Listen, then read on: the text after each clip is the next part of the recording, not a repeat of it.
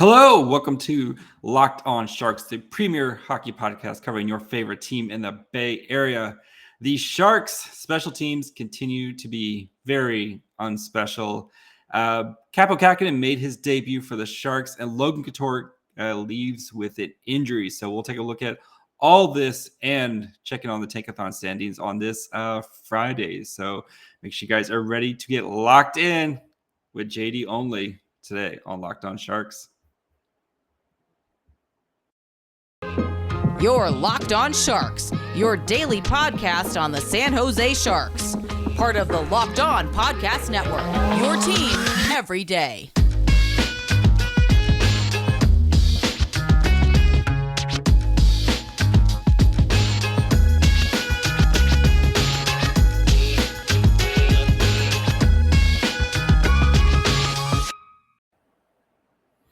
I'm JD Young. Han Solo today as Kyle got dragged into work things. So I first want to thank you guys for making us your first listen of the day. We are free and available wherever you listen to podcasts, and of course subscribe to us on YouTube. So the Sharks continue their normal thing of let's try to get down as many goals as possible and then scramble to come back. And they just didn't have enough offense again today against the Edmonton Oilers as they fall 5-2 with Kane putting an empty netter, the icing on the cake for the Sharks. So we continually see this for the Sharks where it's basically a one-line team with Timo Meier, Tomas Hertl, and Alexander Barabanov doing all the heavy lifting on the team. You get, Carlson and Burns and stuff will contribute, but when it comes to the forwards, like these guys are having to do all the work on the team. And both the goals scored were because of Hertl, Meier, and Barabanov doing what they do. And having Logan Couture leave the game when he did, it just put even more pressure on this top line to continue to be the top line that they have been in. When you don't, we've seen this all year long. When you don't have depth scoring, you can't, you just can't keep up in these games, especially when the other team scores, 4 or 5 goals. The Sharks just don't have that offense right now. But yes, let's not take away from what Hertl and Timo are doing right now. So our friends over at Natural Stat Trick, the Barabanov, Hertl, and Timo line played at 5-on-5, played for almost 14 minutes time on ice. The next closest was Leonard, Benito, and Balcers, and then at 8:15, and then Gregor Couture and Sasha Chmelevski at 7 minutes. I know after Couture left midway through the second, the lines got a little scrambled there, but so the Barabanov, Hertl, Meier line, in that 14 minutes, they had 18 shot attempts to 14 allowed. They had actual shot on goal. It was 8-8. They did score 1 5-on-5 goal, the Hertl goal there. And then Carlson also scored as well on that very nice tic-tac-toe. But then they had 8 scoring chances for allowed compared to 5, and they had 3 high-dangered and gave up 3 high-dangered as well. So, in comparison, the Leonard, Benito, Balcers, which that third line got 8 minutes, they had 4 shots and gave up 11. 4 shot attempts and gave up 11 shots. They had 3 to 5. So they did a good job of blocking shots at least, but scoring chances, they had 1 and they gave up 8. High danger chances, they had 0 and they gave up 3. Where it's just I like Leonard, I like Balcers, and Benito is fine, but it's if it just continually shows how much work Barabanov, Hertl, and Meier are doing on this team right now. The Gregor, Sasha Chmelevski, Couture line was just getting caved in. In their 7 minutes, they had 1 shot attempt, 15 shot attempts allowed, 1 shot for 6 shots allowed. Again, 1 scoring chance for 4 scoring chances allowed, and then 1 high danger chance for 1. So at least they made their chance worth it. But it's just the team was just getting caved in, especially in that first period where the Sharks the Oilers had 19 28 shot attempts to the Sharks 12. 12 of the Oilers, this is all at 5-on-5, sorry. 12 of the Oilers shots for was compared to the Sharks 7. 8-4 in scoring chances and 5-0 in high danger. The Sharks couldn't get any sustained offense and any real offense going. I mean, it just insane what they're doing. The Oilers had expected goal, 80% of the expected goals for in that period. So yeah, and you saw where it was just the Sharks just constantly getting hemmed into their own zone. And I mean, especially against a team like Edmonton, it's bad. Edmonton's got bad goalie and bad defense. We saw Mike Smith did not have a great game tonight, but I mean, when you're not having that many shots against you, you don't have to make that many saves. So, it was just, again, we've seen this recipe from the Sharks where they just continually can't get offense outside of those top guys. And if Couture is out for any, extended period, it's going to be tough. So right now, Bob Bugner did say after the game, per our good friend Shang Peng, he's going to get reassessed tomorrow when the Sharks get back. The Sharks are flying back to San Jose, so they'll be back in San Jose tomorrow. But they're hoping it's day to day. So the Sharks play again on Saturday against the Ducks. And then they actually don't play again until Wednesday. So maybe they keep Couture out on Saturday against the Ducks team, who's been struggling. We'll get into our Tankathon standings here in a little bit, but and then maybe you get them kind of healthy on Wednesday when they play again. So, but before we get into, we got to of course talk about Kaapo Kahkonen's debut. But before we do that, we have to take a quick break and talk to you guys about our friends over at Built Bar. You guys know about Built Bar by now. It's the best tasting protein bar on the market.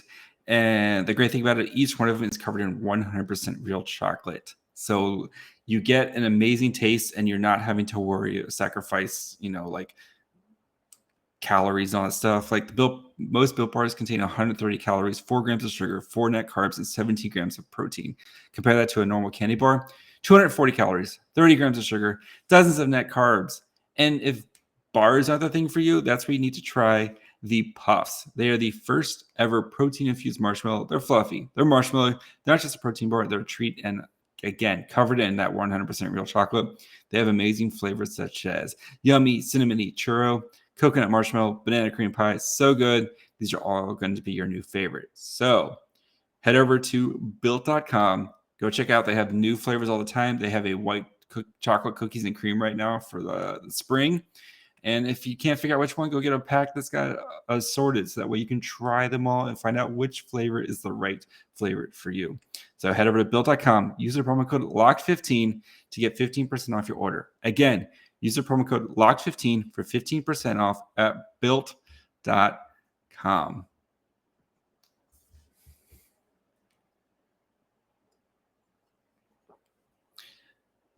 All right, Kaapo Kahkonen. I thought he looked really good. He did give up 4 goals, but if you go through the goals, one, Leon Draisaitl scoring 2 goals on you there's not too much you can do there. I mean, that guy is amazing at scoring goals. So one of the best in the world. But so the first goal on the power, they give up the Yamamoto power play goal, which was, the defense could have done a little bit better job there of just not letting Yamamoto just fly into the slot and just kind of tuck it home. So the Draisaitl one was a missed call on an Erik Karlsson cross. Erik Karlsson gets cross-checked along the boards, and then he just, gives up the puck, and Draisaitl just gets the puck and goes down Rainbow Road, and there's not much you can do there for poor Kahkonen.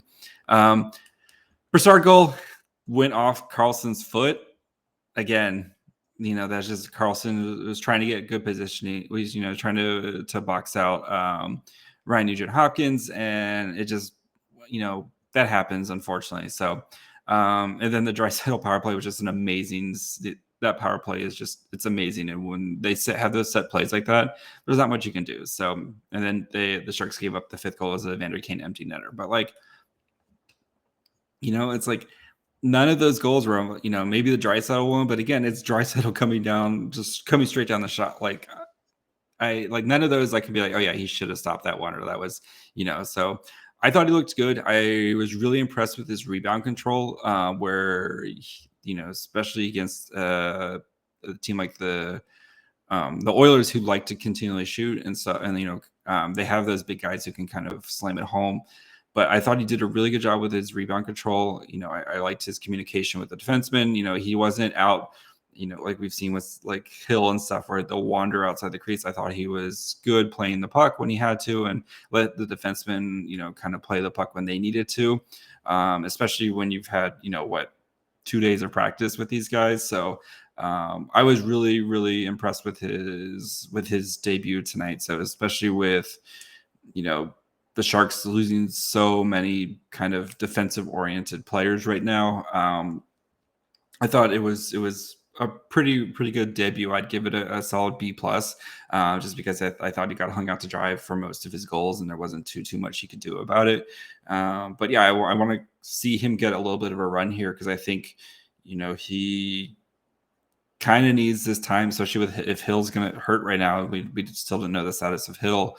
What you're getting with Reimer, and Reimer's played enough games this year where I think you could kind of give him a rest. So I like to see Kaapo Kahkonen get a nice run here to kind of end the season and see if he can really kind of stake his claim as being on the team going into next year. And the Sharks do have 3 NHL caliber goalies on the roster right now, and they're going to have to move one this season. So I'd like to see the competition here and see if Kaapo Kahkonen can really kind of stake a claim as to being the goaltender going into next year and the goaltender of the future for the Sharks. And I thought he had a really solid debut tonight. So, but yeah, let's talk about the kind of the mess in front of him right now. So, as much as, we've on this show have our disdain for, not disdain, but like for Matt Nieto and your Andrew Coglianos and Jake, we love Jacob Middleton, but like, you see that now, like, it's like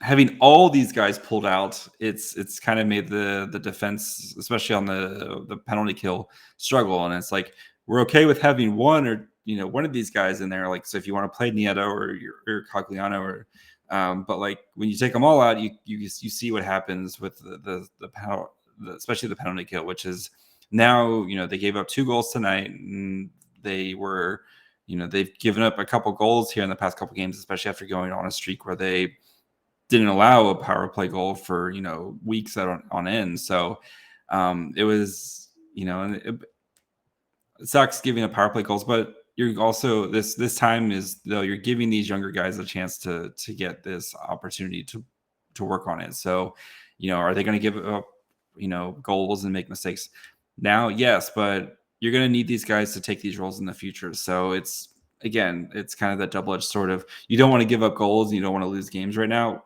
Well, maybe you don't want to lose games right now, but you do want to get these guys some experience. And it's nice seeing like Sasha Shimolevsky out there, and seeing Rudy Balcers out there, and seeing, some of these guys get that chance. Like Noah Gregor should be an amazing penalty killer, especially with that speed.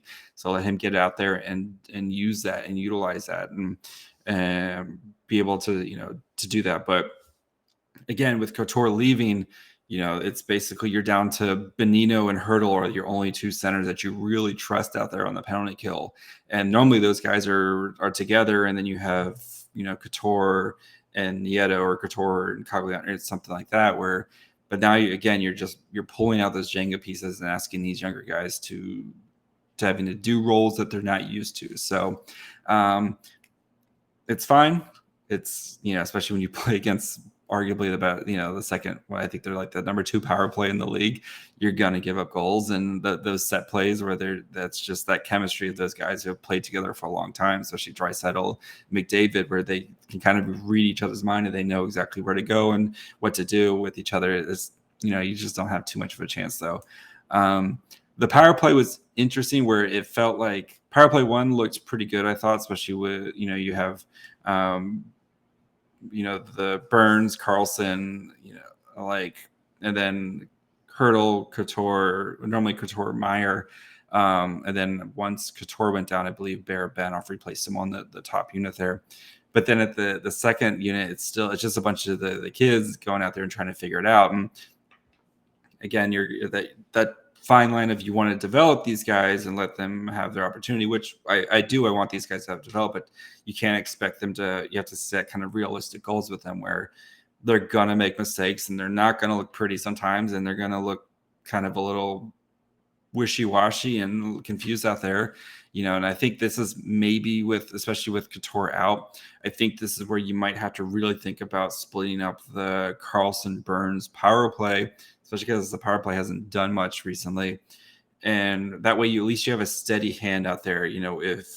If Burns is out there with the power play 2 unit where he can kind of be the trigger man and kind of let things flow, or if you want Carlson out there to kind of setting guys up and making passes. And I thought Merkley did make some nice passes, but it's just having that experience where maybe you do on the second power play you put Carlson and Merkley out there, and then some of the young forwards, and let them kind of that way. Merkley has kind of that guide to help him out there, so it's to maybe help with that transition a little bit. So yeah, it's the special teams I think was a big thing tonight. That was 2 goals for the Oilers, 0 goals for the Sharks, and it was a 4-2 game until the empty netter. So you can kind of point to that, and again, it is what it is, and that's going to happen sometimes. So before we finish this up, we're going to look at the Tankathon standings, kind of see where everyone is at around the Sharks, kind of where they're heading and who we need to be rooting for and rooting against heading into kind of this final stretch. But we want to take a quick break and talk to you guys about our friends over at BetOnline. It's that time of year as college basketball's tournament is here. There's crazy upsets. I think 2 number 1 seeds lost tonight. So if you had the underdogs, you could have made some nice sweet cash tonight. So head over to BetOnline, where they have the latest odds, contests, player props. BetOnline is the number 1 source for all your sports betting needs and info. BetOnline remains the spot for all your sports scores, podcasts, and news this season. It's not just basketball. BetOnline is your continued source for all your sporting wagering needs, such as hockey, maybe baseball is starting up. If you want to bet on spring training games, I salute you. You're a stronger person than I am. Or if you just want to do live betting, which is super fun, you can also play your favorite Vegas casino games. So head over to their website today, or use your mobile device to learn more about the trends in action. BetOnline, where the game starts. Gotta get some more water. All right, it's Friday, so usually I'll do my 3 fries of the week, but first, gotta look at the Tankathon standings and kind of see where teams are at. And the Sharks currently, right now, as I'm recording this, they are 11th right now in the Tankathon standings. The Ducks have jumped them, losing 8 in a row. Just continually letting us down, Anaheim, after such a strong start this year. They have really fallen off the map, and that is who the Sharks will be seeing on Saturday. So this is going to be a very big game in terms of Tankathon standings. So the Sharks right now are a perfect 500 perfect point per game at 28, 28, and 8. Anaheim is at 27, 28, and 11, while losing 8 in a row. Detroit also been sneaky bad recently at number 9. They're 2-7-1 in their last 9 games. But Chicago, who holds the 8th spot, but that pick goes to Columbus. They are 4-5-1 in their last 8. Buffalo, though, this is the team right now. So they are at 23, 33, and 8. They're 54 points, but they've gone 7-3-0 in their last 10, and they've been absolutely on fire recently. Do I think they have enough to catch the Sharks? Probably not, but they can make things interesting here. So kind of the other teams around the San Jose, especially on the back end. Columbus, they are 32, 29, and 3. 67 points. They lost 1, but they're 4-4-2, the same as the Sharks in their last 10. The Islanders have really put it together recently. They're 28-25-9, 65 points. They won the last 2, and they're 7-2-1. So they've been kind of really climbing up the standings. And then Vancouver, like the other teams are kind of like Winnipeg, Vancouver, and then Vegas, who's out of the playoffs right now. I think they're beating Nashville, so they might slide back in. But these teams they'd have to completely free fall. So realistic teams, I think it's gonna be if Detroit can kind of go on a run here. The Sharks have a chance there, maybe to get up to 9. But I really think there's probably that 9th, that 10th or 11th spot, just with the way that the Sharks are playing, where they're still kind of competitive in a lot of these games, and they're, still trying to win. Let's check on the Anaheim Ducks schedule here, because they're the team to watch, I think, where they could really kind of start to the way that they've been playing recently. So they play the Sharks on Saturday. Then they play the Stars, who are in them twice in a row, they're in a big playoff race.